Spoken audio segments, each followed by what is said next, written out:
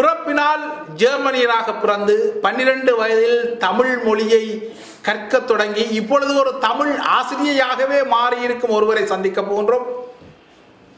யாழ்ப்பாண தமிழில் மிக சரளமாக உரையாடும் அவர். நீங்களே அதனை நான் கூறுவதை விட நீங்களே நேரடியாக காணலாம். வணக்கம். வணக்கம். கூறுங்கள், 12 வயதில் எவ்வாறு இந்த தமிழ் மொழியை, அதாவது நீங்கள் ஒரு டச் லைனில் பிறந்த ஒரு ஜெர்மனிய பூர்வீகமாக இருக்கும் பொழுது என்னண்டு எவ்வாறு தமிழ் மொழியை 12 வயதில் கற்க வேண்டிய ஆவல் உங்களுக்கு ஏற்பட்டது? அப்படி ஏற்பட்டில்ல. எங்கிட்ட வீட்டு கிட்ட நிறைய தமிழாக இருந்தவ.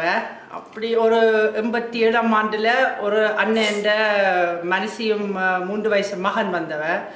அந்த பிள்ளைகளோட விளையாடி அந்த பிள்ளைகள் என்ன சொன்னவ தாயிட்டு அதையே கேட்டு நானும் பழகிட்டேன். நான் இந்த கருத்தை கேட்பதற்கு முன்னர் ஒரு கேள்வியை தவறுதலாக கேட்டுவிட்டேன்.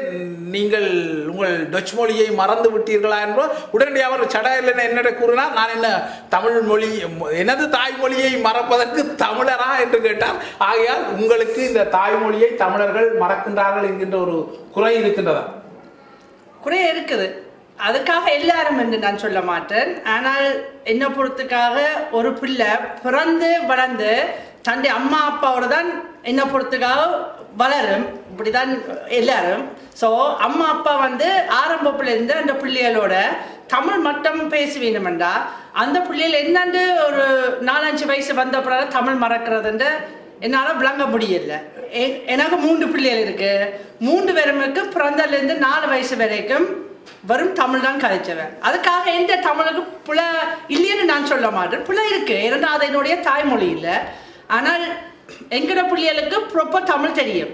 இப்போ இங்கிலீஷ் கதைச்சு சில வார்த்தை மறந்துடுவாங்க, அல்லது இங்கிலீஷும் தமிழும் கலந்தும் கதைப்பீங்க. நான் இல்லைன்னு சொல்ல மாட்டேன்.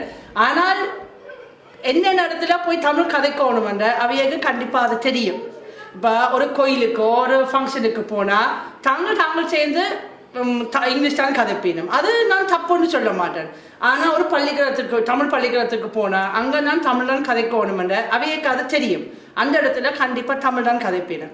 வீட்டுக்குள்ள எங்களுடைய கண்டிப்பாக தமிழ் கதைப்பீனும், அல்லது தங்களுடைய அப்பா அம்மாவுடைய கண்டிப்பாக தமிழ் கதை. ஒரு நாளும் அவையோட இங்கிலீஷ் கதைச்ச வழியில் சில வார்த்தைக்கு தெரியாது. அது வளர நாங்கள் முயற்சி பண்ணி கதைக்க வச்சதான் கதைப்பீனும்.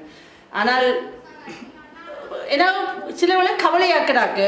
இப்போ பள்ளிக்கூடத்துக்குள்ள படிப்பே கேட்கல பிள்ளைகளுக்கு ஒரு தமிழ் ஏதாவது கேட்டால் தங்களால் தெரியலையாமா. அது ஏன் தெரியாதுன்னு சொன்னால் அவங்க சொன்னா because I was born in இங்கிலாண்டா. அப்போ நான் உன்னோட கேட்பேன், அம்மா அப்பா தமிழ் தானே. ஆனால் அம்மா சொன்னா நீங்கள் இஞ்சி பிறந்தபடியே உனக்கு இங்கிலீஷ் தான் தெரியும். அது சரியான கவலையாக்குறாக்கு. இன்றைக்கு ஒரு பிள்ளை கேட்டேன், ஏன் நம்ம ஹோம்ஒர்க் செய்யலையான்ற. அம்மா சொன்னா இங்கிலீஷ் முக்கியமா. ஸோ இப்போ எல்லாரும் சண்டை பிடிக்கிறாங்க, ஃபைட் பண்றாங்களே, ஆர்ப்பாட்டத்துக்கு ஊர்வலமுக்கு போறது தமிழ்நாடு வேணுமா. ஆனால் இன்றைக்கு மொழியே கதைக்க முடியலையேண்டா என்ன அந்த நாளைக்கு தமிழ்நாடு திரும்பி கிடைக்குமோ? என்னால் உண்மையாக ஒரு பெரிய கேள்விக்குறியா கிடக்கு. நிச்சயமாக நம்புங்கள், இது அவரது சொந்த மொழி. நாம் இது டப் செய்யவில்லை. சுத்தமான யாழ்ப்பாண தமிழில் அவர்தான் உரையாடுகிறார். கூறுங்கள், உங்களுக்கு 3 பிள்ளைகள் இருக்கின்றது. ஆனால் உங்களின் தாய்மொழி டச். அவ்வாறாக இந்த டச் மொழியை உங்களின் பிள்ளைகளுக்கு கற்பிக்கிறீர்களா? ஆரம்ப பிள்ளைல உண்மையாக சொல்றேன், முதலாவது 4 வருஷத்துக்கு. ஏனென்றால் தமிழ் கஷ்டமான மொழி. இன்றைக்கு ஏதாவது கஷ்டம் இல்லை, ஆனால் தமிழ் ரொம்ப கஷ்டமான மொழி. ஸோ நீங்கள் ஆரம்பப்புல ஜெர்மனோ இங்கிலீஷில் படித்தா பின்னுக்கு தமிழ் படித்தா சில ஆட்களுக்கு அது சரி வரையில. எனக்கு சரி வந்துட்டுது. ஆனாலும் சில வார்த்தைக்கு எனக்கும் இன்னும் புல வரும். நான் இல்லைன்னு சொல்ல மாட்டேன், நான் ஏற்பேன். ஆனால் பிள்ளைகளுக்கு சரியான கஷ்டப்படுவேன். ப்ராப்பர் தமிழ் ப்ராப்பர் இங்கிலீஷ் எல்லாம் ஜெர்மன் படித்தா ஒரு காலத்துக்கு தமிழ் கதைக்க வேண்டிய ஒரு கட்டம் வந்தால் அவைக்கு சில எழுத்துக்கு வராது வாய்க்கு. அதுக்காக நான் முயற்சி பண்ணி பார்த்தேன். நான் அவைய ஃபர்ஸ்ட்டாக தமிழ் கதைக்கணும், அதுக்கு பிறகு இங்கிலீஷ். ஸோ இப்போ இன்னும் ஒரு 5-6 வயசு வந்த பிறகு இவையோட ஜெர்மன் மொழியும் கதைக்க வலிக்கிட்டு. நான் இன்றைக்கு ஃப்ளூவன்ட்லியே கதைக்க மாட்டாங்க. நாங்கள் அங்கே போனால் ஒரு 2 நாளைக்கு பிறகு ஒரு அளவுக்கு தங்களுடைய தேவையானதுக்கு ஃப்ரெண்ட்ஸோட கதைக்க முடியும். இஞ்சி என்னோட ஜெர்மன் பெருசாக கதைக்காயணும். ஆனால் டிவி பார்த்தா ஒரு 70% விளங்கும். புல வரும், நான் இல்லைன்னு சொல்லல. ஆனால் எனக்கு ஒரு நம்பிக்கை இருக்கு, நாளைக்கு தேவைப்படுமோ அவையக்கே ஜெர்மன் பழக முடியும். ஆனால் தமிழ் விட்டா நாளைக்கு தமிழ் பழக முடியாதுன்னு இல்லை, சரியான கஷ்டப்படுவேன். ஆம், அதாவது அற்புதமான யாழ்ப்பாண மொழி நடையில் சரளமாக மிக இங்கு இருக்கும் சில தமிழர்கள் பேச முடியாத அளவிற்கு சரளமாக அவர் தமிழை பயன்படுத்துகின்றார். ஆனால் அவரது இந்த தமிழ் மொழி பயன்பாடு அவரது 12 வயதில் தான் வந்திருக்கின்றது. அதற்கு முன்னர் அவர் பூரணமான சுத்தமான டச், அதாவது ஜெர்மனிய மொழி. குருங்கள், இந்த தமிழ் மொழியை நீங்கள் இப்பொழுது ஒரு ஆசிரியராக இருக்கின்றீர்கள், தமிழ் மொழியை கற்பிக்கும் அளவிற்கு நகர்ந்திருக்கின்றீர்கள். இந்த தமிழ் மொழி கற்பித்ததில் இந்த உள்ள சிக்கல் என்ன? இப்பொழுது சற்று முன்னர் பேசிய பொழுது சில மொழிகள் தங்களுக்கு விளங்கவில்லை, ஆசிரியர்கள் குறிப்பிடும் நவீன சொற்கள் விளங்கவில்லை என்பதாக அவர்கள் குறைப்படுகின்றார்கள் தமிழ் சிறார்கள். கூறுங்கள், இந்த சிக்கலுக்கு தீர்வு? இந்த சிக்கல் ஏன் வரும் என்றால் என்ன பொறுத்துக்காக வீட்டில் ஒழுங்காக கதைக்க மாட்டேன். வீட்டுக்குள்ள இப்போ எல்லாரும் ஜெர்மனுக்குண்டாலும் பிரெஞ்சுக்குனாலும் கனடா எங்கே போனாலும் பிள்ளைகள் ஒரு யாழ்ப்பாணம் தவிர வேறு ஒரு நாட்டுக்குள்ள பிறந்ததோ அங்கே வளருவீனமோ அவையண்டையுமாம் நான் எந்த நாட்டில் இருப்பேனோ அந்த மொழி தான் நான் கதைச்சி ஆகணும். அதுக்காக தமிழ் விட்டுருவாங்க. ஆனால் அதை ஏன் வந்து என்ன பொறுத்துக்காக 170% பெற்றோர் தான் பிள்ளை. அதுதான் என் எய்ம். ஸோ அது இல்லையாமல் இருக்கலாம், மன்னிச்சு கொள்ளுங்க.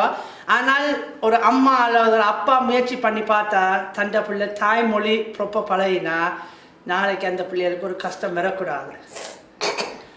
நீங்கள் ஒரு தமிழ் ஆசிரியை என்ற வகையில், அதாவது நீங்கள் ஒரு பூர்வீக ஜெர்மனியராக இருந்தாலும் ஒரு ஆசிரியை என்ற வகையில் இந்த தமிழ் மொழி மெல்ல இனி வளர்ச்சி அடையுமா இந்த டேஸ்போரா, அதாவது புலம்பெயர் நாட்டில்?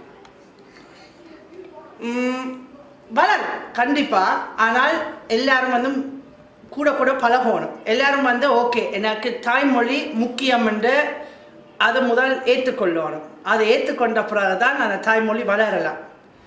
இல்லையோ ரொம்ப இப்போவே நியாயமாக நாட்கள் சொல்லுவீங்கன்னா ஐயோ பிள்ளை வந்து லீவுக்கு கொண்டு போனேன்னு சிலவனுக்கு, ஆனால் அப்பா அம்மாவோட இங்கிலீஷில் கழிச்சு அப்பா அம்மாவுக்கு ஒன்றுமே விளங்க இல்லை.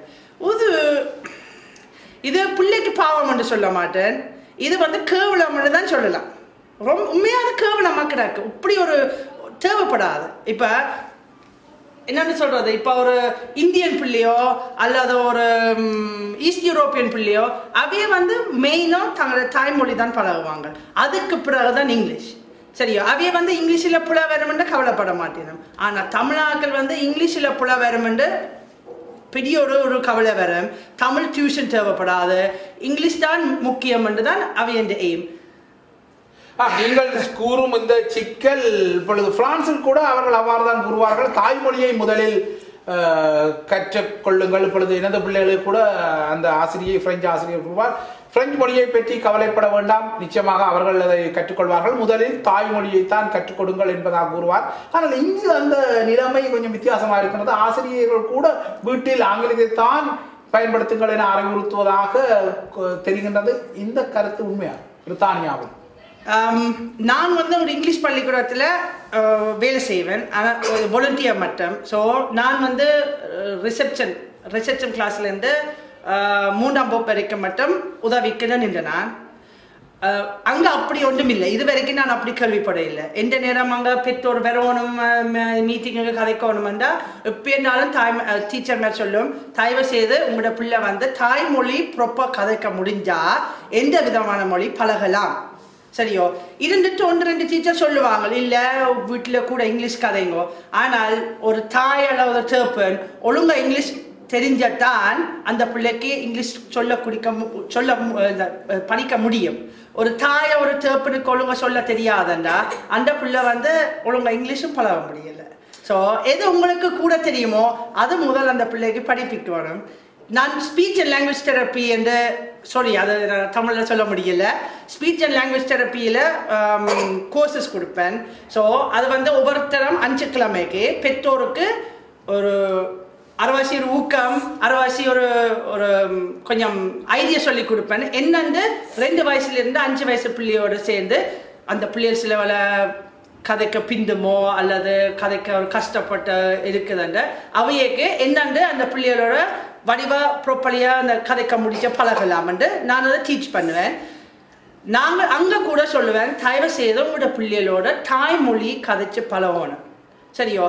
எல்லா பிள்ளைகளுக்கு சின்னலேருந்து 1-2 சொல்ல கஷ்டப்படுவேணும். 1-2-3 சொன்னால் அது ஈஸியாக வரும். எங்களோட பிள்ளைய கூட அது முடியும்.